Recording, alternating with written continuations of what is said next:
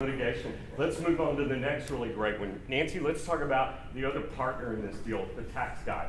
And you kind of alluded to that with Delaware and friendly taxation, but talk a little bit about asset purchase versus stock purchase, the pros and cons, what people need to think about, transfers of stock, some of the planning that we see people trying to do, how far in advance people need to be thinking. You know, this even goes back further before we even, or when we're talking about valuation, maybe a few years, hopefully a few years in advance of even what's going on. Is this an 8-hour? Yeah, it's an all-day seminar, yeah.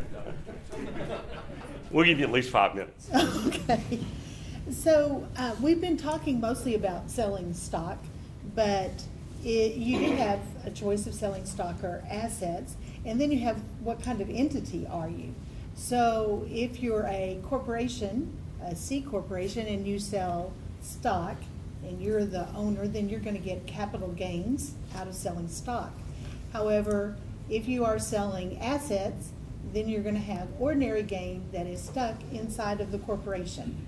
So, because corporations do not have capital gains.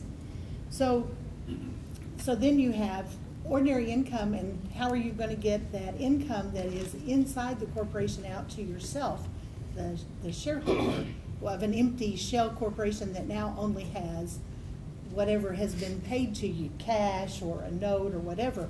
Well, there's only one, you either take it out as salary or dividends. So if you take it out as salary, then the corporation gets the deduction. It's paid, it has income from the sale, and then it has a deduction for salary. If you take it out as dividends, and of course the salary is ordinary income to you. If you take it out as dividends, the corporation has to pay income, ordinary, on the sales transaction. It gets no deduction for your dividends, but then the dividends are capital gains to you. Does that make sense to everyone? Okay, all right. So that's what happens if you sell assets in a C corporation. In an S corporation, it's a little different because all of the assets flow through, it's a pass-through entity for S corps and partnerships. So it's a flow-through entity going straight to the owners.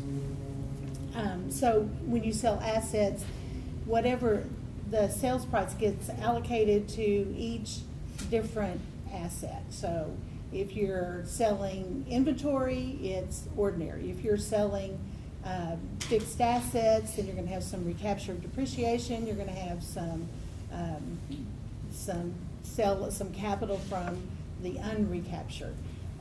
Other capital assets will be capital, and the buyer and the seller have to agree on that. Of course, there's never any difference on how you agree on what value of each asset.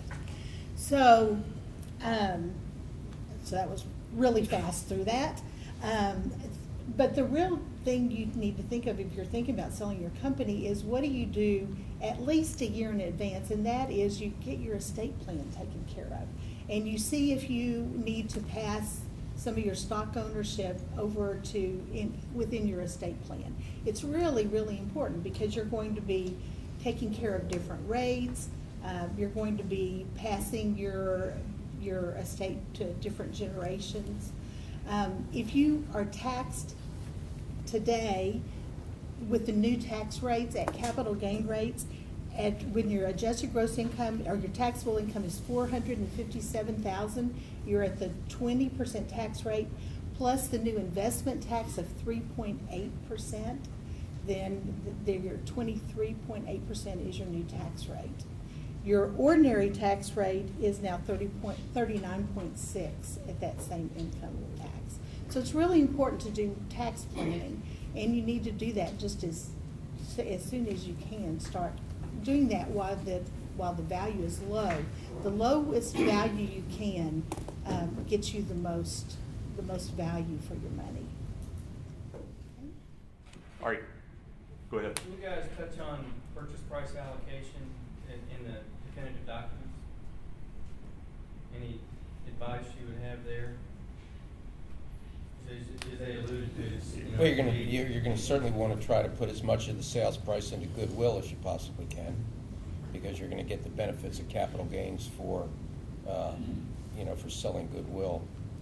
Be only only real comment.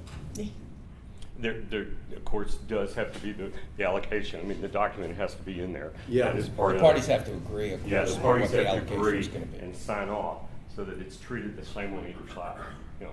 But a buyer might not want that much in your goodwill, though. It's another negotiation. I mean, it really is. And Yeah. allocating value to a covenant not to compete. Yeah. Right. Right.